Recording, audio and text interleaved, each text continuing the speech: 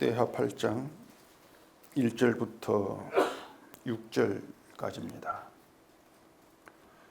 솔로몬이 여호와의 전과 자기의 궁궐을 20년 동안에 건축하기를 마치고 후람이 솔로몬에게 되돌려준 성읍들을 솔로몬이 건축하여 이스라엘 자손에게 거기에 거주하게 하니라. 솔로몬이 가서 하맛 소바를 쳐서 점령하고 또 광야에서 다드모를 건축하고 하맛에서 모든 국고 성들을 건축하고 또 윗 베도론과 아랫 베도론을 건축하되 성벽과 문과 문 빗장이 있게 하여 견고한 성읍으로 만들고 또 바할랏과 자기에게 있는 모든 국고 성들과 모든 병거 성들과 마병의 성들을 건축하고 솔로몬이 또 예루살렘과 레바논과 그가 다스리는 온 땅에 건축하고자 하던 것을 다 건축하니라. 아멘. 기도하겠습니다. 우리가 하나님이 역사하는 이 세상을 살고 있으면서 하나님의 일하심을 무엇으로 확인해야 되는 것이 늘 궁금합니다.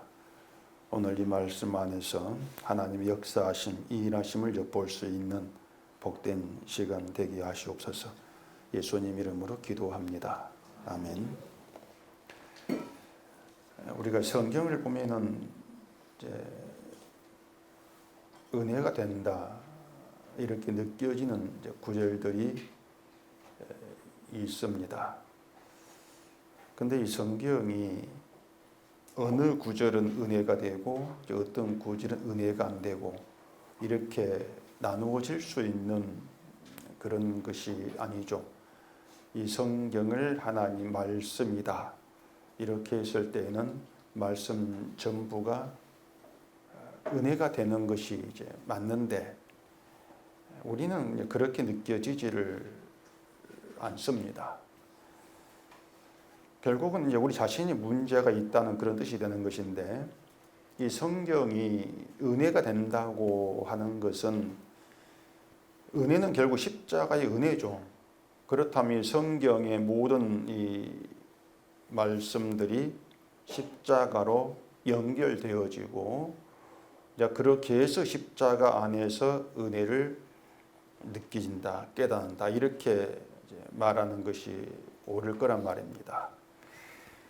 그런데 이제 어려운 것이 뭔가 하면은 이 성경의 모든 말씀이 십자가로 연결되어지고 은혜로 연결된다. 이건 이해가 되어지겠는데 이 성경의 이제 구절들이 보면은 도무지 이것이 어떻게 십자가의 은혜로 연결되어질까 알 수 없는 어려운 그런 내용들이 있죠. 오늘 본문도 이제 그런 내용에 속한다고 할 수가 있는데 오늘 본문이 그래요. 이 성경에서 왜 이런 이야기를 하고 있지? 그런 그 의문을 갖게 하는 그런 내용이란 말입니다. 본문은 뭐 딴 게 아닙니다. 솔로몬이 이런저런 건축을 했다는 그런 내용이에요. 많은 건축을 했다는 게 전부란 말입니다. 솔로몬이 여호와의 전과 궁궐을 20년 동안에 건축을 했고 그 건축을 마친 후에 계속해서 여기저기 건축을 합니다. 뭐 왕으로서 그 건축에 힘을 쓰는 것은 하나의 그 나라의 그 발전과 개발이라고 할 수가 있는데 그런 측면에서 보면은 건축은 당연한 것입니다. 그러니까 그것이 왜 의문이 되느냐 이렇게 생각할 수가 있는 것이죠. 그게 맞습니다. 왕으로서 뭐 성을 건축한다. 그리고 견고한 성읍으로 만든다. 그건 이제 왕의 할 일이라고 할 수가 있고 그렇게 보면은 당연한 것이죠. 건축과 국가의 발전은 서로 연결되어 있기 때문에 그런 것이에요. 오히려 성이 허름한데 그냥 방치를 하고 있다면은 왕이 자기 할 일을 하지 않는 뭔가 안이하고 나태한 그런 왕으로서 비난을 받을 수가 있을 겁니다. 그런 점에 보면은 솔로몬은 왕으로서 자기 일에 열심히 하고 있단 말입니다. 다만 의문이 된다고 하는 것은 그렇게 솔로몬이 자기 국가를 위한 건축이라면은 그런 이야기가 왜 성경에 있느냐고 하는 것입니다. 그러니까 우리가 수천 년 뒤에 있는 우리가 굳이 무엇 때문에 이 솔로몬이 건축한 그런 일을 우리가 알아야 하느냐, 읽어야 하느냐, 그런 문제가 있단 말입니다. 우리들은 뭐 솔로몬처럼 본받아가지고 건축에 힘을 쓰라 그런 뜻은 아니지 않겠습니까? 우리가 다 뭐 집장사하는 그런 사람이 될 것도 아니고 말입니다. 그리고 또 이 성경이 그런 건축을 통해서 어떤 솔로몬의 업적을 높이는 그런 성경도 아니라고 하는 것이죠. 만약에 건축에 힘을 쓴 이것을 솔로몬의 업적 이렇게 해석한다면은 그건 성경을 문자적으로 해석한 잘못된 시각이다. 이건 여러분도 이제 아실 거예요. 성경은 인간의 업적을 자랑하지 않습니다. 이게 원칙인 것이죠. 그렇기 때문에 그런 생각 가운데 보게 되어지면은 이 솔로몬이 여기저기 건축에 힘을 썼고 많이 했구나. 그냥 그런 정도로 읽고 생각하고 넘어갈 수밖에 없는 그런 본문으로 다가올 수 있단 말입니다. 물론 뭐 이런 내용을 또 이용해 가지고 뭐 예비당 건축하고 교육관 건축하고 주차장 건축하고 이런 것에 독려할 수도 있는데 뭐 그런 용도로 또 쓰기에는 뭔가 좀 또 약해요. 뭐 건축을 독려하는 용도라면은 차라리 학계 일장에 있는 그런 구절에 더 강력하게 써먹을 수 있단 말입니다. 너희는 산에 올라가서 나무를 가져다가 성전을 건축해라. 얼마나 강력합니까? 그래야 내가 기뻐하고 영광 받는다. 그렇게 이제 성전 건축 용도로 그게 더 오히려 효력이 더 나을 수가 있죠. 그런데 이 성경은 이제 우리의 상황에 따라서 뭐 적절하게 사용하라고 있는 말씀은 또 아니거든요. 우리가 처한 상황에 따라서 오늘은 저 내용보다 이 내용을 더 적용을 해야 되겠다. 또 내일 다른 상황에서는 저 내용이 또 나에게 더 맞다. 이렇게 주어진 상황에 따라서 이 내용 썼다가 이 내용 적용했다가 그렇게 써먹을 내용이 성경이 아니라고 하는 것이에요. 성경이 예수님이 되게 증언한다. 그러한 점에서 예수 안에 있는 성도에게는 성경의 모든 말씀이 오늘의 나에게 예수님이 증언하는 말씀이다. 그런 시각에서 성경을 대해야 되죠. 어느 한 구를 따로 떼어가지고 이것이 오늘 나에게 주신 말씀 이렇게 할 수 없단 말입니다. 예수 안에서는 모든 말씀이 오늘 나에게 예수를 가르치고 증거하는 그런 말씀으로 되어져야 한다고 하는 것이죠. 자, 그러면 이 솔로몬의 건축 이야기에서 우리가 보고 생각해야 될 것이 무엇인가? 이게 중요한데 지금부터 그 이야기를 차근차근 좀 말씀을 드리겠습니다. 일단 우리가 이 솔로몬을 이제 하나님과의 관계에서 정당한 사람으로 생각을 하게 되면은 이 솔로몬이 건축을 한 것은 하나님께서 그 솔로몬에게 복을 주셔서 인한 번성이다. 이렇게 볼 가능성이 좀 많습니다. 솔로몬이 하나님과 바른 관계에 있기 때문에 그 번성, 이런 복을 주셨다. 그런 시각들을 많이 가지고 있죠. 본문 3절에 보시면은 솔로몬이 가서 하맛 소바를 쳐서 점령하고 이렇게 되어 있어요. 점령했다는 건 전쟁을 했다는 것이고 전쟁을 해서 그 나라를 이제 빼앗았다 이러한 뜻이 되지 않습니까? 근데 이제 재밌는 게 뭔가 하면은 이 솔로몬이 다른 나라와 전쟁을 하고 그 나라 점령했다는 구절은 여기 한 번입니다. 솔로몬은 전쟁을 사실 한 적이 없어요. 딱 여기 한 번에 하맛 소바를 점령했다. 이렇게 이제 얘기를 하고 있습니다. 솔로몬은 우리가 뭐 주로 평화의 왕, 평강의 왕 이렇게 말하지 않습니까? 또 한편으로 생각하면은 아버지 다윗이 이미 주변 나라들을 다 점령을 했어요. 전쟁을 해가지고 다 점령을 한 상태이기 때문에 솔로몬이 뭐 주변 나라와 전쟁을 해야 될 필요가 없었다. 그게 솔로몬의 이제 그 당시의 상황이었죠. 아버지가 다 점령해놨단 말입니다. 다스리면 되는 것이에요. 그런데 하밧소마를 쳐서 점령했다. 왜 이런 말을 하고 있냐고 하는 거죠. 사실 그 이유를 정확히 알기가 어렵습니다. 성경에서는 그 얘기를 하고 있지를 않으니까. 그래서 그 이유를 설명하기가 좀 애매하긴 해요.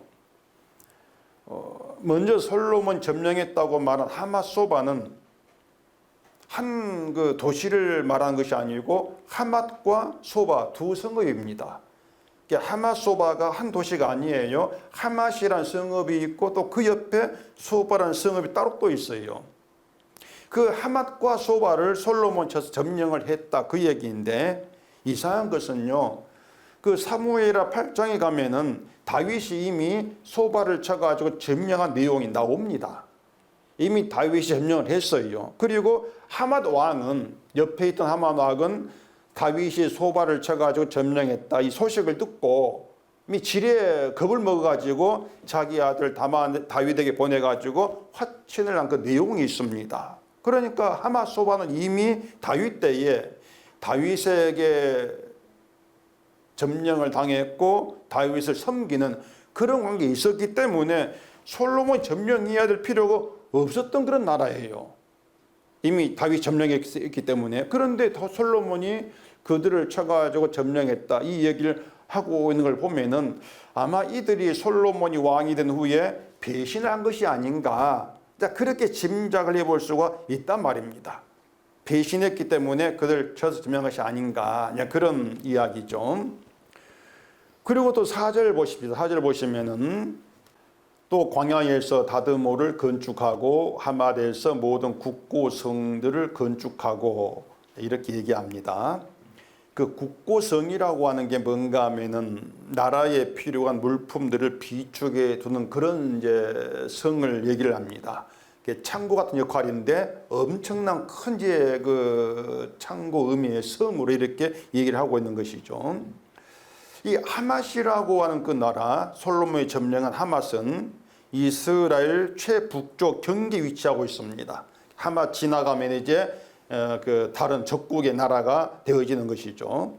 그 하맛을 점령해 가지고 거기에 국고성을 건축했다는 것인데, 그 의미가 뭔가 하면은 이제 북쪽 이방 나라, 이스라엘과 경계하고 있는 이방 나라, 그 이방 나라로부터 이스라엘을 지키기 위한 어떤 전쟁 물품, 이제 그런 것들을 비축한 국고성을 건축했다, 이런 의미가 되어진단 말입니다. 이걸 보면 솔로몬이 건축이 뭔가 하면은 이스라엘을 견고하게 세우는 것에 집중이 되어 있는 거예요. 이게 단순히 뭐 집을 건축한 의미가 아닙니다. 이스라엘을 견고하게 세워가지고 이방 나라로부터 이스라엘을 보호하고 지키기 위한 그런 의미의 건축, 이렇게 이제 봐야 한다는 얘기죠. 또 5절에서도 윗 베드론과 아래 베드론을 건축하되 성벽과 문과 문 빗장이 있게 하여 견고한 성읍을 만들었다, 이렇게 말하지 않습니까? 견고한 성읍, 이게 건축 의미예요. 또 6절에서는 바알랍과 자기에게 있는 모든 국고성들과 모든 병거성들과 마병의 성들을 건축했다. 여기 이제 국고성들을 이제 건축을 했고, 또 이제 그 병거성, 마병의 성, 이건 이제 군대의 성이죠. 그런 이제 성들을 건축했다고 하는 것이죠. 이런 내용들이 가리키는 게 뭔가 하면은 솔로몬이 그 건축에 들어간 솔로몬 의도가 뭔가 하면은 이스라엘을 강건하게 만들어서 적군으로부터, 이방의 적군으로부터 이스라엘을 지키기 위한 그런 목적, 그런 의미의 건축이라는 우리가 알 수 있단 말입니다. 자, 그러면은 그 내용대로 하면은 이 솔로몬을 평화의 왕이라고 하기에는 뭔가 좀 맞지 않다, 이런 생각이 들지 않습니까? 평화의 왕이라는 거기에 좀 맞으려면은 솔로몬이 평화를 사랑하고 전쟁을 싫어한다, 이런 의미로 되어지야 우리가 좀 뭔가 맞다고 할 수가 있을 것인데, 지금 본문에서 보는 솔로몬은 그 하맛소바라고 하는 주변 나라를 쳐서 점령하기도 하고 전쟁을 했어요. 점령하기도 하고 이스라엘을 거의 요새화하는 그런 건축을 한단 말입니다. 그러니 그런 솔로몬이 도무지 전쟁을 싫어하고 평화를 사랑하는 그런 왕의 모습이라고 하기에는 의문이 들단 말이에요. 그런 모습이 아닌 거예요. 그런데 우리가 솔로몬을 그렇게 평화의 왕, 평강의 왕, 평화를 사랑하는 왕, 이렇게 우리가 알고 있다면 그건 우리가 솔로몬을 오해하고 있는 것이다, 이런 의미가 되는 것이고, 솔로몬의 그런 오해가 있다면 그 오해는 우리가 나에 대해서도 오해가 있을 수밖에 없다, 인간에 대한 오해가 그렇게 우리가 드러난다, 이렇게 볼 문제가 되어지는 거예요. 그러니까 솔로몬 한 개인에 대한 오해만이 아니고 인간 자체에 대한 오해가 우리 있다는 것이고, 그 오해는 내가 나에 대해 오해한다, 그런 의미가 된다고 하는 것입니다. 무슨 말인지 아시겠죠? 예. 자꾸 물어보니까 지겹다 해서 무조건 대답하는 거 아닌지 모르겠는데, 이 솔로몬을 그러니까 평화의 왕이라고 부르는 건 사실 그 이름 때문에 그래요. 이름 때문에. 솔로몬이 평화다 그 뜻인데 그 이름을 아버지 다윗이 지은 것이 아니고 하나님이 주신 이름이란 말입니다. 근데 그 평화란 이름 우리가 바르게 이해를 못한다는 것이에요. 그 역대상 22장을 한번 찾아보십시오. 역대상 22장 9절입니다. 보라, 한 아들이 내게서 나리니 그는 온순한 사람이라 내가 그로 주변 모든 대적에게서 평온을 얻게 하리라. 그의 이름은 솔로몬이라 하리니 이는 내가 그의 생전의 평안과 안일함을 이스라엘에게 줄 것임이니라. 자, 이 솔로몬의 그 탄생에 대해서 하나님이 하신 그 말씀인데, 여기서 솔로몬을 온순한 사람 이렇게 말하지 않습니까? 우리가 온순하다 그러면 일단 그 성격으로 생각을 하게 됩니다. 우리가 하는 온순이 그런 거예요. 요즘 식으로 말하면 MBTI가 I 쪽에 가깝다, 이런 식 이해가 되겠죠. 그런데 히브리어 성경에서 정확한 뜻은 온순이 아니고 안식입니다. 안식, 안식의 사람, 그 뜻이에요. 안식은 쉰다는 것이고, 그런 뜻에서 평안, 평강, 이렇게 생각해 볼 수가 있단 말입니다. 근데 하나님이 솔로몬 이름을 그렇게 지으라고 하셨다고 해서 솔로몬이 자기 힘으로 뭔가 자기의 그 실력으로 이스라엘을 안식하게 만들고 평강을 이루는 왕이 된다, 그 뜻이 아니란 것이에요. 솔로몬이 평화의 왕, 평강의 왕이니까 하나님이 솔로몬에게 힘을 줘가지고 이스라엘을 평강하게 한, 전쟁이 없는 평강의 그런 상태로 만든다, 그게 오해란 말입니다. 본질적으로 솔로몬은 전쟁을 싫어하고 평화를 사랑하는 그 왕이 아닙니다. 인간 자체가 전쟁을 싫어하고 평화를 사랑할 수가 없는 거예요. 우리가 살아가는 것 자체가 전쟁입니다. 총칼 두고 싸우는 그런 것만 전쟁이 아니고 남을 이기어 살아가요. 남 이기는 걸 좋아하는 게 우리의 본성이에요. 지는 걸 싫어해요. 평화를 사랑한다 해가지고 난 져도 돼, 난 질래, 그런 인간 어디 있습니까? 이기는 게 내게 좋은 것인데 그게 인간의 본질이란 말입니다. 그래서 솔로몬은 이 본문에 건축하는 걸 보면은 야욕이 넘치는 왕이다, 야심가예요. 사실 솔로몬이, 우리도 마찬가지고 우리도 야심가란 말입니다. 군사력을 강건하게 세우는 그런 건축을 한다, 이렇게 말씀을 드렸고, 또 하나 생각해 볼 건축이 있습니다. 4절에 광야에서 다두물을 건축해 이렇게 말합니다. 다두물을 건축했다. 이 다두물은 광야에 있던 성읍입니다. 다시 말해서 다드몰이란 성 안에서 건물 하나하나를 건축하겠다는 것이 아니고 아예 광야, 즉 황무지에 있는 성읍 자체를 건축해버린 거예요. 건물 하나를 건축한 게 아니고 다드몰이란 도시 하나를 세워버린단 말입니다. 5절에서도 윗 베드론과 아래 베드론 건축했다고 하는데 이것도 하나의 도시 자체를 건설해버린 것이란 말이에요. 건물 한두 개가 아닙니다. 이게 솔로몬의 건축이라는 걸 보면은 솔로몬은 자기의 나라, 자기 왕국을 완벽하고 강한 그런 나라로 세우려는 그런 의도라. 이렇게 볼 수가 있는 것이죠. 이런 점에서 야욕이 넘치는 왕이다. 자기의 나라를 굳건히 세우려는 그 야심, 그런 야심가의 왕이다. 이렇게 말할 수가 있죠. 왕치고 야심가 아닌 사람이 없단 말이에요. 물론 솔로몬이 그렇게 건축을 했다는 것은 그만큼 재물이 많았다는 거죠. 재물이 있으니까 그런 건축을 하는 것이죠. 많은 재물을 이용해 가지고 내가 다스린 나의 강건한 나라를 건축해 간단 말입니다.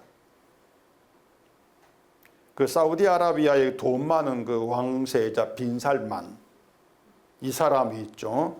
이 사람이 홍해 인근 사막 지역에 네옴이라고 하는 미래형 도시를 건축할 계획을 추진을 하고 있다는 그 얘기를 전에 들은 적이 있는데, 뭐 폭이 200m가 되고 길이가 130 몇 킬로가 되고 높이가 200m인 그런 이제 도시를 이제 건설하겠다고 하는 겁니다.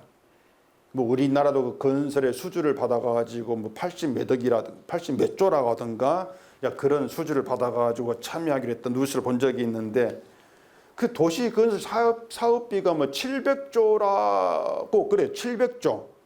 아마 우리나라의 1년 예산이라고 할 수가 있는데, 그 700조를 퍼부어 가지고 빈살만 자기 도시를 만들겠다. 그런 야심이란 말입니다.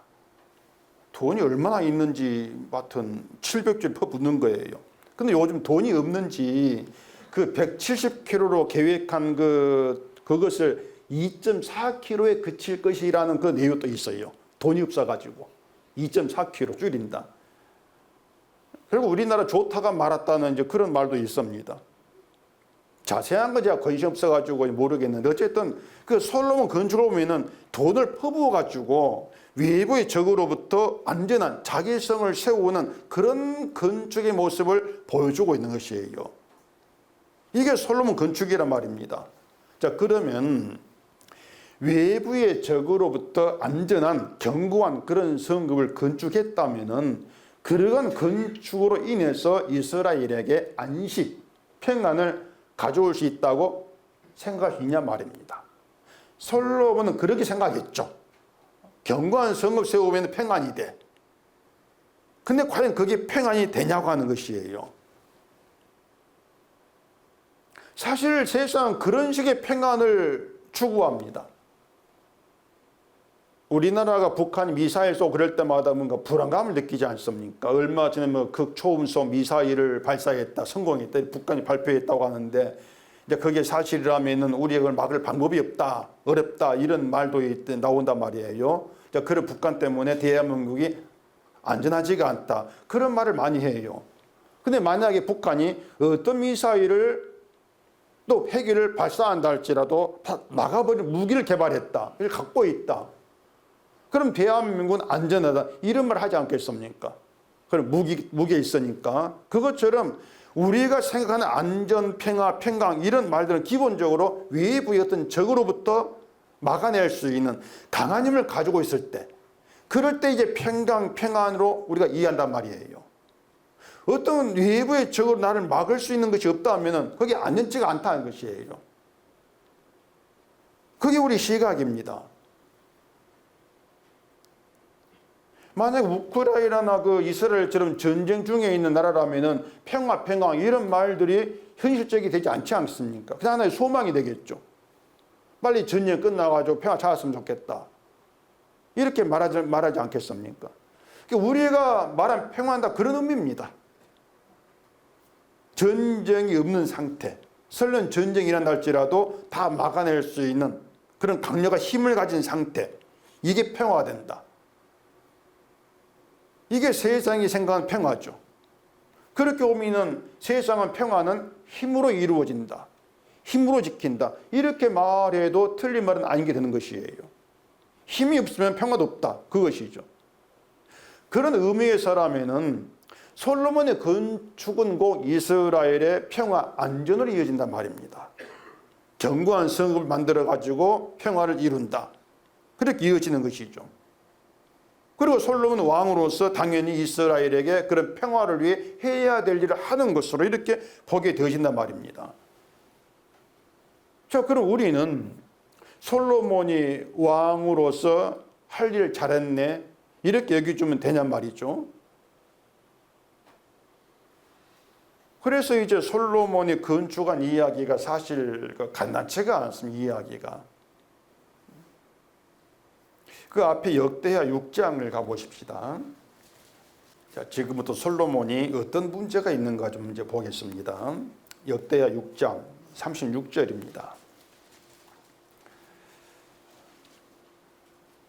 주께 범죄하지 아니하는 사람이 없사오니 그들이 주께 범죄함으로 주께서 그들에게 진노하사 그들을 적국에게 넘기심에 적국이 그들을 사로잡아 땅의 원근을 막론하고 끌고 간 후에 그들이 사로잡혀간 땅에서 스스로 깨닫고 그들을 사로잡은 자들의 땅에서 돌이켜 주께 간구하기를 우리가 범죄하여 패역을 행하며 악을 행하였나이다 하며 자기들을 사로잡아간 적국의 땅에서 온 마음과 온 뜻으로 주께 돌아와서 주께서 그들의 조상들에게 주신 땅과 주께서 택하신 성과 내가 주의 이름을 위하여 건축한 성전 있는 쪽을 향하여 기도하거든 주는 계신 곳 하늘에서 그들의 기도와 간구를 들으시고 그들의 일을 돌보시오며 주께 범죄한 주의 백성을 용서하옵소서.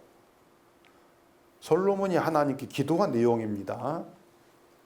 이 기도에 뭔가 문제가 있다고 생각이 되십니까? 뭔가 잘못된 그런 내용이 있습니까? 솔로몬의 기도는 옳아요. 인간에 대해 아는 기도이고 하나님의 일하심을 아는 기도입니다. 무엇보다도 주께 범죄하지 않는 사람이 없다 이렇게 말합니다. 이게 인간이죠. 인간을 아는 거예요. 모든 사람이 주께 범죄한다는 것이고 그 말의 의미는 이스라엘도 솔로몬 자신도 주께 범죄한 자 이 뜻이 된단 말입니다. 이게 필연코 인간은 늘 범죄해. 그런 시각 가운데에서 그런 범죄한 자에게 하나님은 진노하신다. 알고 있는 거죠. 진노하신다. 그리고 하는 진노하신 가운데에서 범죄한 자를 적국에게 넘기실 거야. 하나님 약속하신 땅에 범죄한 자를 그대로 안 두신다. 이건 하나의 언약이 있으니까 뽑아내가지고 적국에 사로잡혀 던져버릴 거야. 알고 있는 거예요. 하나님이 일하신 인간됨을. 그렇게 하나님이 진노로 적국에 던져짐 받았을 때에 거기에서 이스라엘은 범죄한 자는 자기 악을 깨닫는다. 악을 깨닫게 되고 성전 있는 쪽을 향하여 회개 기도를 하면서 용서해 달라고 기도할 때에 하나님은 기도한 자를 용서해 주십시오. 그게 성전입니다. 이렇게 얘기했단 말입니다. 성종도 알고 인간도 알고 하나님도 알아요. 그런 점에 있어서 솔로몬의 기도는 문제가 없어요. 그런데 이 내용대로 했을 때에 솔로몬의 기도는 아주 무서운 기도입니다. 굉장히 무서워요. 왜 그런지 아십니까? 모르겠어요?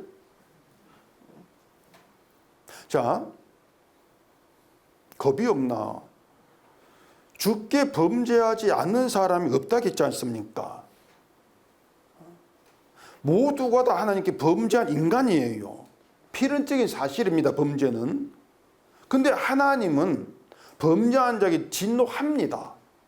누군 진노하고 진노하 이게 아니에요. 모든 범죄한 자가 진노합니다. 진노해가지고 그냥 넘어가는 게 아니고 적국에게 넘겨버려요. 그런 솔로몬의 기도는 이스라엘이 어떻게 해나 뜻을 안고 있습니까?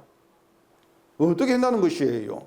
범죄하지 않은 자가 없다고 했고 하나님은 범죄한 자를 적국에 넘긴다고 했으니까 결국 이스라엘 운명은 범죄한 자로 하나님에 의해서 멸망당해 적국에 넘겨진다. 그 뜻이란 말입니다. 이게 이스라엘 운명입니다. 그거예요. 그러니까 솔로몬의 기도대로라면은 범죄한 주의 백성이 성전을 향해 기도하면은 하나님이 그 죄를 용서하신다. 그 성전의 용서를 증명되려면은 이스라엘은 멸망당해야 돼요. 기도대로. 그래야 성전에 있는 하나님의 용서가 증명되지 않겠습니까? 사로잡혀가야 된단 말입니다. 결국에 솔로몬의 기도가 뭔가 하면은요, 하나님께 범죄한 자신들을 적국에 사로잡혀가게 해주십시오. 그 일을 이루어 주십시오. 이 뜻이 되는 거예요. 포로가 되어서 잡혀가야 되는데 그래도 괜찮습니다. 그게 마땅합니다. 이 내용이죠. 왜냐하면 죄를 깨달으려면은 잡혀가야 되니까. 이게 하나님의 일이니까. 용서가 귀하니까. 용서를 알려면 잡혀가야 된다. 그럼 마땅하면 잡혀가도. 이게 솔로몬 기도예요. 그러니까 그 기도는요, 우리에게는 죄를 용서받을 수 있는 성전이 있어. 그러니 우리가 범죄해서 적국에 사로잡혀가도 마땅해. 하나님은 우리에게 성전의 용서를 알게 하시려 잡혀가게 하셔. 용서가 기회에. 그런 의미의 기도가 돼요. 그래 무서운 기도죠. 우리를 멸망해도 괜찮습니다. 이렇게 나오는 기도니까. 자, 그리고 지난주에 또 본문 봐보십시다. 역대하 7장 19절. 그러나 너희가 만일 돌아서서 내가 너희 앞에 둔 내 율례와 명령을 버리고 가서 다른 신들을 섬겨 그들을 경배하면 내가 너희에게 준 땅에서 그 뿌리를 뽑아내고 내 이름을 위하여 거룩하게 한 이 성전을 내 앞에서 버려 모든 민족 중에 속담거리와 이야기거리가 되게 하리니 이 성전이 비록 높을지라도 그리로 지나가는 자마다 놀라 이르되 여호와께서 무슨 까닭으로 이 땅과 이 성전에 이같이 행하셨는고 하면 대답하기를 그들이 자기 조상들을 애굽 땅에서 인도하여 내신 자기 하나님 여호와를 버리고 다른 신들에게 붙잡혀서 그것들을 경배하여 섬김으로 여호와께서 이 모든 재앙을 그들에게 내리셨다 하리라 하셨더라. 자, 이건 하나님이 솔로몬에게 나타나셔서 하신 말씀입니다. 이 내용 보면은 솔로몬의 기도와 정확히 일치되는 그런 말씀을 하신 것이죠. 범죄하지 않는 사람이 없다. 솔로몬이 한 기도입니다. 그리고 하나님은 율례와 명령을 버리고 다른 신을 섬기면 하나님 땅에서 뽑아내신다고 합니다. 그리고 솔로몬의 기도처럼 적국에게 사로잡히게 하신다. 이렇게 말씀해요. 그럼 이스라엘 운명은 어떻게 나는 것입니까? 확정되어 있잖아요. 범죄한 자가 모든 자가 범죄한 자이기 때문에 반드시 율례와 명령을 버리는 죄를 행할 수밖에 없어요. 그게 이스라엘이에요. 범죄하지 않은 자가 없다 했으니까 율례 명령을 버리는 자입니다. 그 뜻이란 말입니다. 그러니까 이스라엘은 결국에 하나님이 준 땅에서 뿌리가 뽑혀서 던져진 받을 그런 운명이라는 것이에요. 이게 내 운명이다. 자, 그러면 보십시다. 솔로몬이 자기가 그렇게 기도했습니다.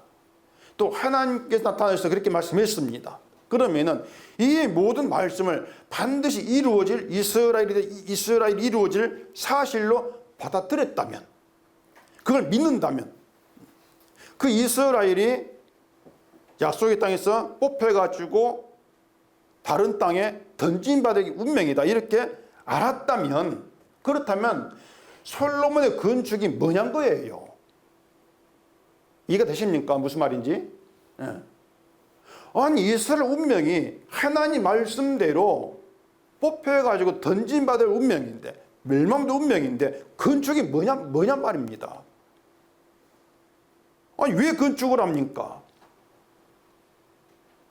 하마소바를 쳐서 점령을 하고 국고성을 건축하고 뭐 견고한 성을 만들고 병거성, 마병성을 건축해서 군사를 강하게 하는 이 모든 건축들이 한마디로 말하면 쓸데없는 짓을 한 것이 아닌 그 뜻입니다. 다 쓸데없는 짓이에요. 하나님께서 뽑아버릴 거니까. 그 건축을 해도 의미 없단 말이에요. 그 견고한 성읍 건축했다 해가지고 하나님께서 뽑아버릴 것을 어떻게 막냐 말입니다. 막을 수가 없죠. 자, 솔로몬이 성전과 궁궐 건축 마친 후에 다른 모든 건축을 합니다.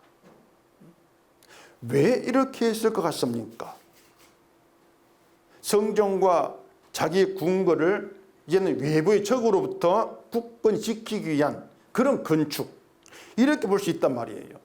우리의 성전, 귀한 성전, 또 이 좁은 궁궐, 이게 이스라엘이야. 이걸 지키기 위해서 우리 강건해야 돼. 그런 뜻에서 이제 견고한 성읍 세우는 그런 의도로 이제 우리가 볼 수가 있는 거죠. 그러니까 뭔가 하면은 이 건축을 하는 솔로몬의 행위가 자기 기도가 안 맞아요. 아시겠죠?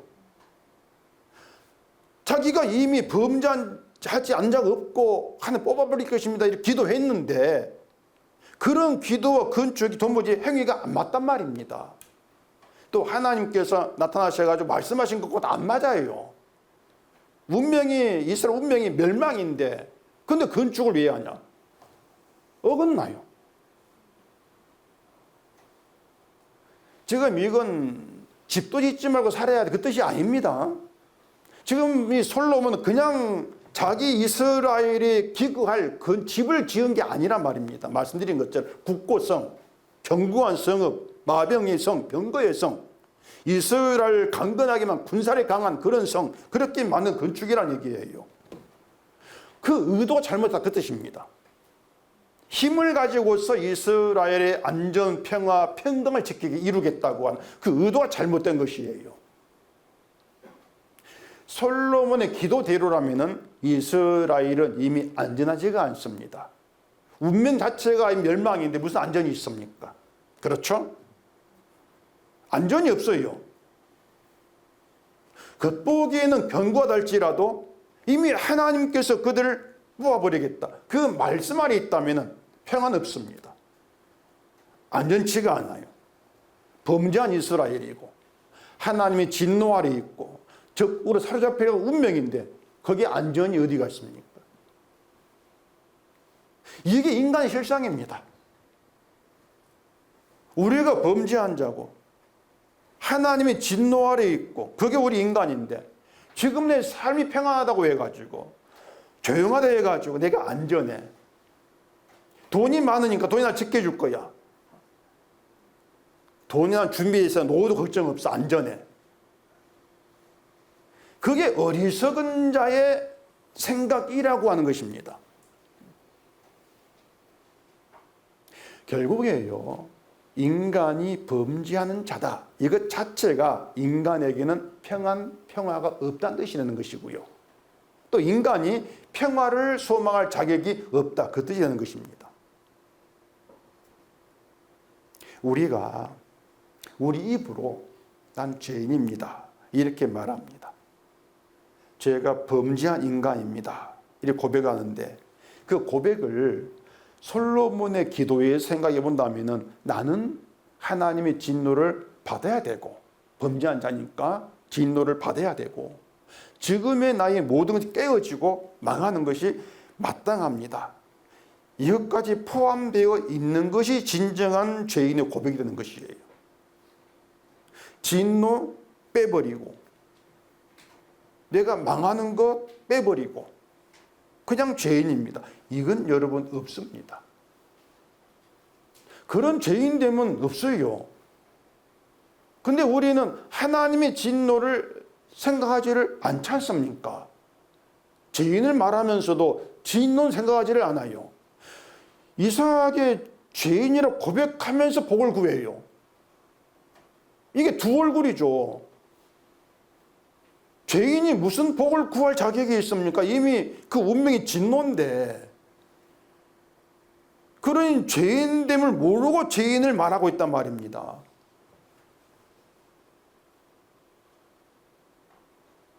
하나님이 이스라엘에게 주신 모든 걸 부숴버린 것처럼 지금 나에게 있는 모든 것을 부숴버리는 것이 마땅합니다. 아니 이런 걸 생각하지도 않고 용서만 생각한다는 거. 십자가 용서만 생각하고 죄인 믿을 말을 하고 있다는 거. 그건 죄인됨을 모르고 있는 것이고 자기를 진정한 죄인으로 보지 않고 있다는 의미가 된단 말입니다. 가짜 죄인이죠. 거짓된 죄인. 하나님 말씀대로 한다면 죄인에게는요, 내 평안을 염려하고 걱정할 권한도 자격도 없습니다. 죄인이 무슨 자기 평안을 염려합니까? 그런 이런 모든 내용들을 우리가 하나는 모아봤을 때 우리가 말하고 있는 모든 것들은 다 사실상 위선이고 거짓말입니다. 그렇게 우리는 얘기할 수밖에 없는 거예요. 평안, 평강을 탐내면서 죄인이다? 이건 안 맞단 말이에요. 그래서 사람들이 죄에 대해서 알지 못한다는 것이 이런 것으로 드러나고 있는데 교회를 찾는 사람들은요, 하나같이 하나님께 자기 평강을 구합니다. 자기 평안을 위해 기도한단 말입니다. 하나님, 저는 돈에 대한 욕심은 없습니다. 그런데 하나님 내 가정에 평안을 주세요. 참 욕심이 소박합니다. 그 가정의 평안을 구하는 게 탐심이라는 걸 모르죠.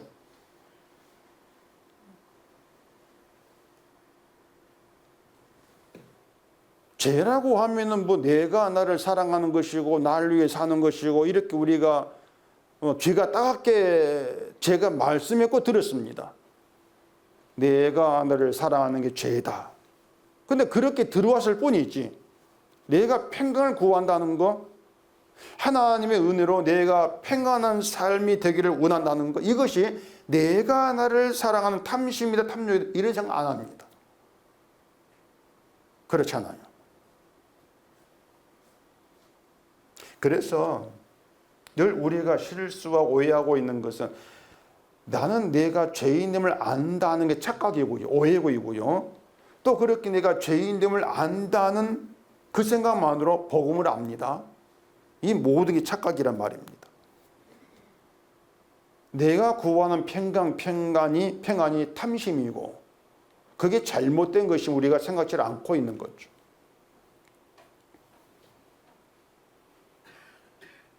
솔로몬의 건축에는 이스라엘의 평안을 구하는 의도가 담겨 있다고 그렇게 볼 수 있다고 말씀을 드렸습니다. 견고한 성읍을 통해서 강건한 군사력을 건축함으로 인해서 이스라엘의 평안을 이루겠다는 것이죠. 근데 그러한 평안은 세상과 똑같은 평안입니다. 세상도 군사력을 가지고 힘을 가지고 평안을 얻으려고 한다는 점에서 하나님이 주는 평안은 아니에요. 주로 인한 평안은 그런 것들이 아니에요. 이사야서 9장을 보겠습니다. 이사야 9장 6절입니다.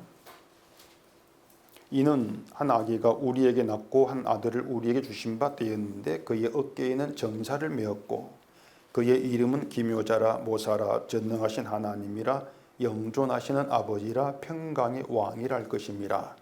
그 정사와 평강이 더함이 무궁하며 또 다윗의 왕자와 그의 나라에 군림하여 그 나라를 굳게 세우고 지금 이후로 영원히 정의와 공의로 그것을 보존하실 것이라. 만군의 여호와 열심히 이를 이루시리라. 아시는 대로 메시아로 오실 예수님에 대한 예언입니다. 예언인데 그 6절에 이제 평강의 왕으로 얘기를 하고 있단 말입니다. 평강의 왕으로. 그래서 예수님 오시고 그 예수님의 나라가 이제 평강으로 무궁하다.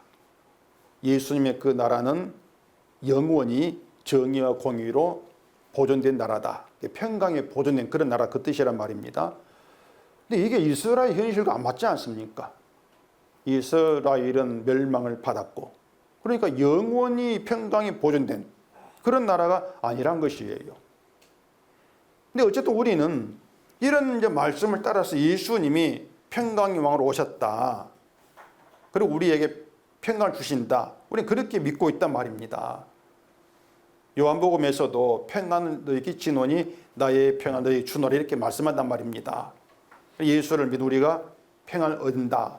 이렇게 믿고 있는데, 자, 그러면 이제 제가 질문을 하나 던지겠습니다.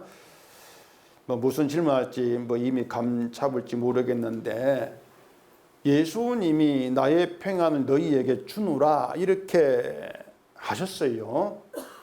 줄까 물은 게 아닙니다. 주노라. 주신다는 얘기예요. 자, 그러면은 여러분에게 예수님이 준 평안이 있습니까? 없습니까? 이게 질문입니다. 예수님이 평안 주신다고 했어요. 그러면 성도라면은 예수님이 준 평안이 있는 게 맞죠? 주신다고 했으니까. 난 없습니다. 그러면 무슨 뜻이 되겠습니까? 평안을 나는 받은 적이 없다는 것이고, 그럼 그거 뭔가 예수님과의 관계, 성도의 관계에 뭔가 멀어진 느낌이 될 수밖에 없는 거예요. 그러니까 성도라면 평안이 있어야 돼요. 없는 거 쥐어 짜려고 하지 마시고 있는지 없는지 생각해 보시란 얘기입니다. 그런데 아마 나에게 평안이 있는가 감지를 못하실 거예요. 만약에 예수님이 준 평안이 있다면 그 사람은 평안을 구할 이유가 없어요. 그렇잖아요. 평안이 있으니까 평안을 왜 구합니까? 바꾸어 말하면 우리가 기도하면서 평안을 구하고 바란다면 그것은 예수님이 준 평안이 없다 그 뜻이란 말입니다. 평안이 없으니까 평안을 구하겠죠. 그런데 예수님을 평강의 왕이라 그랬을 때에 이제 또 부딪히는 내용이 또 있습니다. 뭔가 하면 예수님이 세상에 화평이 아니고 뭘 주러 왔다 갑니까? 금을 주러 왔다. 이 말씀을 하셨어요. 평강의 왕으로 오신 예수님이 맞다면 세상에 화평을 주러 왔다. 평강을 주러 왔다. 이렇게 맞는데 금을 주러 왔다. 이렇게 말씀한단 말입니다. 또 누가복음에서는 세상에 화평을 주려고 온 줄로 아느냐? 이건 착각하지 마라. 웃기지 마라. 그 뜻이거든요. 도리어 분쟁하게 하려고 왔다. 분쟁. 그걸 일으키려고 왔다. 그거예요. 그런데 그 분쟁을 우리가 소위 끊어지지 않는 혈육관계, 가족관계에서의 분쟁으로 말씀한단 말입니다. 이게 참 곤란한 내용이에요. 아버지와 아들, 아들과 아버지 서로 사랑해야 할 관계인데 그런 관계에 분쟁을 던진다. 딸과 어머니, 어머니와 딸, 그 관계에 분쟁이 있게 하려고 세상에 오셨다. 이 말씀이란 말입니다. 자, 그러면 또 생각해 봅시다. 예수님이 분쟁하게 하려고 오셨다면 우리에게는 분쟁이 있어야 돼요. 그렇죠? 세상에 분쟁이 있다는 건 당연한 것이고 예수 믿는다고 하는 우리 가족관계에도 분쟁이 있는 게 예수님이 오신 뜻이 맞아요. 분쟁이 있어야만이 예수님 오셨구나 그렇게 알아보시단 말입니다. 근데 우리가 구하는 게 뭡니까? 가정이 평화지 않습니까? 예수님은 분쟁하게 하려고 오셨다. 우리는 가정의 평화를 구한다. 이것도 안 맞아요. 정말 예수님의 뜻을 안다면은 구할 때에 가정이 뭘 구하라? 평화가 아니고 곤란하죠 말하기가. 분쟁을 구해야 돼요. 그게 주님 오신 뜻이 맞죠. 가정에 달면 안 되면은 교회에서 일제히 가정의 평화, 화목한 가정 이걸 말한단 말입니다. 예수 믿는 가정은 화목해야 돼. 그걸 가지고 가정의 10계명도 만들어내고 화목을 위한 무슨 계명도 만들어내고 별 짓거리 다 하는데 가정의 화목이 성경의 정설로 굳어져 있단 말이에요. 근데 그런 화목이 예수님의 뜻이 아니라는 것입니다. 그래 우리는 건물 주러 왔다, 분쟁을 위해 왔다 이런 말씀을 어떻게 우리가 받아들일지 이게 참 문제가 되는 거예요. 물론 실제로 막 싸우고 가족끼리 분쟁하고 이런 건 아니죠. 그런 가족 안 깨려고 오셨다 이런 뜻은 아닌 거예요.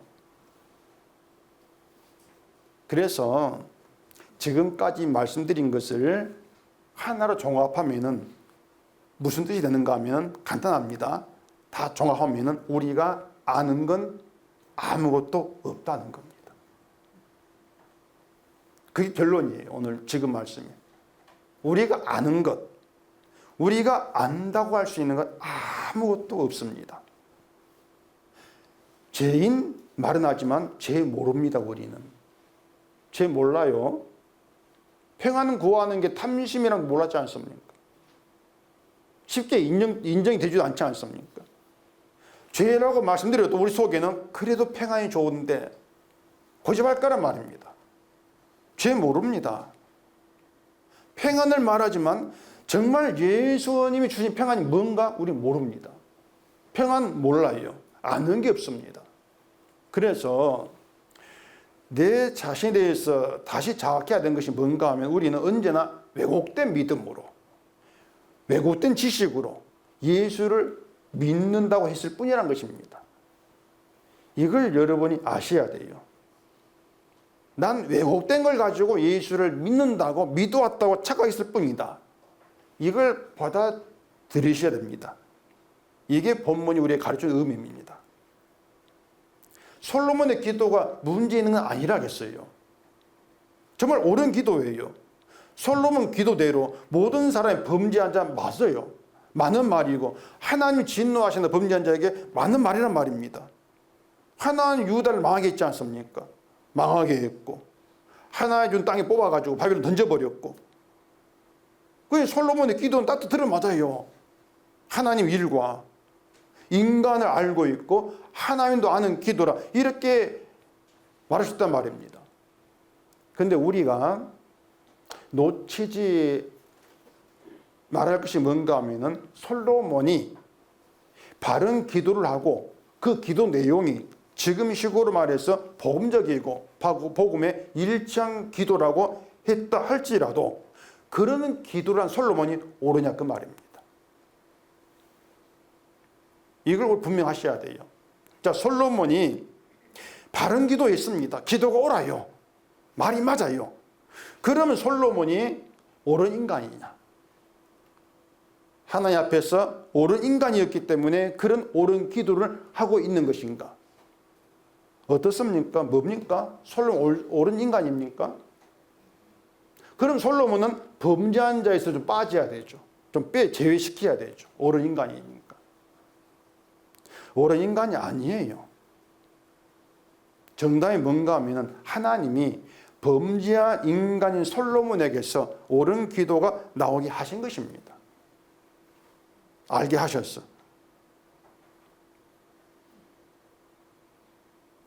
고린도서에 보면은 바울이 남에게 복음을 전파한 후에 자기가 도리에 버림을 당할까 두렵다. 이런 말을 했단 말입니다. 그 말이 뭔가 하면은요. 지옥 갈까 겁난다 그 뜻이 아니고요. 자기를 바울이 복음을 전했잖아요. 전했는데 자신을 그 복음 내용과 자기를 일치시키지 않는 거예요. 무슨 말인가 하면은 난 복음을 전해. 그러니까 내가 너희보다 옳지. 그렇게 자기를 보지를 않았단 말입니다. 복음 전환을 가지고 자기를 정당화하지를 않았어요. 그러니까 바울이 자기에 대한 시각이 뭔가 나는 그냥 복음을 전달하기 위해서 하나님이 사용한 도구일 뿐이라는 것입니다. 그러니 하나님이 복음 전하게 해놓고 자기를 벌을 수가 있다는 것이죠. 그게 바울 시각이었던 것이에요. 오죽하면은 복음을 전한 자기를 두고 죄인의 괴수 이렇게 말을 했겠습니까? 이것도 잘 아는 구절이지만 또 다시 또 찾아보겠습니다. 디모데전서 1장입니다. 디모데전서 1장 13절입니다. 내가 전에는 비방자요 박해자요 폭행자였으나 도리어 긍휼을 입은 것은 내가 믿지 아니할 때에 알지 못하고 행하였음이라. 우리 주의 은혜가 그리스도 예수 안에 있는 믿음과 사랑과 함께 넘치도록 풍성하였도다. 미쁘다 모든 사람이 받을 만한 이 말이여 그리스도 예수께서 죄인을 구원하시려고 세상에 임하셨다 하였도다. 죄인 중에 내가 괴순이라. 자, 바울이 자기를 비방자 밖에 이렇게 말하고 있습니다. 이것을 전에 예수를 알지 못할 때 행한 일 이렇게 말한단 말입니다. 그러면은 바울이 예수를 믿은 후에는 비방자, 박해자, 폭행자가 아니란 얘기지 않습니까? 예전처럼 바울이 예수를 믿는 자를 잡아 가두고 죽인 일을 하지 않으니까 이게 당연한 것이란 말이에요. 그런데 예수 믿는 자기를 두고 또 죄인의 괴수로 만난 말입니다. 그럼 그 말은 비방자, 박해자, 폭행자는 아닌데 죄인의 괴수 이런 뜻이 되겠습니까? 분명히 바울에게는 예수를 비방한 행위는 없어요. 이제는 없는데 행위는 분명히 박해자가 아닌데 죄인 중의 괴수 이렇게 말하고 있는 것은요, 죄인이라고 하는 것을 행위로 판단하지 않기 때문에 그래요. 예수를 믿지 않았을 때에 비방하고 밖에 행위가 없고 복음을 전할 때로 죄인이라 그 말입니다. 이전도 예전도 죄인이란 말이에요.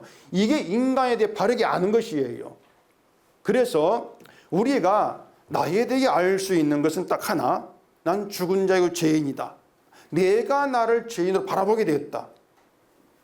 그렇다면 그것은 내가 바른 것이 아니라는 얘기입니다. 내가 나를 죄인으로 바라봐, 이건 내가 옳아서가 아니고 내 안에 성령이 일하신 결과다. 이렇게 보는 시각이 있어야 말이에요. 그러니까 여러분, 죄인이라고 하는 것을 죄를 지은 자 이렇게 생각하면 안 된다는 얘기예요. 죄인은 할 수 있는 것이 아무것도 없어요. 무능한 자예요. 아는 게 아무것도 없는 죄인이에요. 아는 것도 없고 할 수 있는 것도 없는 자. 그런데 복음을 깨닫게 된 것이 있어가지고 복음을 전한다? 그건 내가 전한 게 아니죠. 내가 알게 된 것도 아니고. 제가 여러분께 복음 전한다? 제가 하는 일이 아니고 주가 저를 사용하는 것 뿐이에요. 때문에 제가 저를 옳다고 말할 수 있단 말입니다. 솔로몬도 아무것도 할 수 없고 아무것도 모르는 자. 이것이 솔로몬 건축으로 드러난 말입니다. 기도와 건축을 비교하면 아, 솔로몬 모르네? 아무것도 모르네? 이렇게 우리는 결론 내릴 수 있는 것이에요. 아무것도 모르는 자가 범죄하지 않은 자가 없습니다. 이런 기도를 하고 있다는 것은 인간이 그렇다는 걸 알게 하시고 하나님이 누군가를 알게 하시는 하나님 역사죠. 하나님 일하심이죠. 그래서 기도는 옳은데 자기 평안을 위해 건축한 즉 죄인의 인간 모습이 나오고 있는 것이에요. 그러니까 솔로몬이 이런 옳은 사람은 왜 이런 모습이 나오지? 그건 보면 안 되는 것이에요. 말은 옳아도 행동은 다르게 나오죠. 이게 우리 현실입니다. 설교 듣고 은혜를 받았는데 사는 게 변하지가 않습니다. 이런 고민한 분들이 많아요. 은혜를 받는다는 것은 인간 내가 개선되는 걸 말하지 않습니다. 인간은요, 쓸모없는 자 그대로입니다. 항상 말씀드린 것처럼 쓸모없는 자 그대로 가요. 아무것도 모르는 자 그 상태로 갑니다. 그런 나에게 주를 알게 하시고 십자가의 복음을 깨닫게 하신 하나님의 은혜가 높고 큽니다. 이런 고백이 나오는 것이죠. 그래서 하나님 우리를 쓸모없는 자로 있게 하시는 거예요. 그러면서 주의 은혜가 드러나게 하시는 것입니다. 그러니까 여러분들은 해도 안 되는 무의미한 자, 무능한 자, 쓸모없는 자로 있으면 돼요. 그게 여러분 평안이에요. 쓸모없는 사람 자꾸 쓸모있게 되려고 하니까 평안이 없단 말입니다. 주가 나의 평안 준다는 얘기는 주 안에는 쓸모없는 자 그 뜻이란 말이에요. 그러니까 제발 좀 쓸모없는 자로 좀 있자 그 말입니다. 제가 여러분께 쓸모있는 교인들하고 한 적이 있으면 없잖아요. 쓸모없는 자. 그게 평안이다. 주의 앞에서 쓸모없는 비참한 자. 그게 여러분 자리예요. 그 자리를 찾을 때 거기에서 주의 공로라고 하는 새로운 세계를 보게 됩니다. 이게 눈을 뜨게 되는 것이에요. 그 평안입니다. 이 평안 여러분께 있게 되어지기를 정말 간절히 소망해 봅니다. 기도하겠습니다. 우리 아버지 하나님, 솔로몬의 건축을 통해서 우린 정말 아무것도 모르는 자였구나, 이걸 깨닫게 하시고, 그런 내가 죄인의 고백이 나와지고 복음을 알게 되어진다면 이 모든 것이 주의 일하심이고 십자가 은혜를 깨닫게 하신 높고 귀하신 은혜라는 사실을 알고 그 은혜가 평강이 되어지는 저에게 되게 해주시옵소서. 예수님 이름으로 기도합니다. 아멘.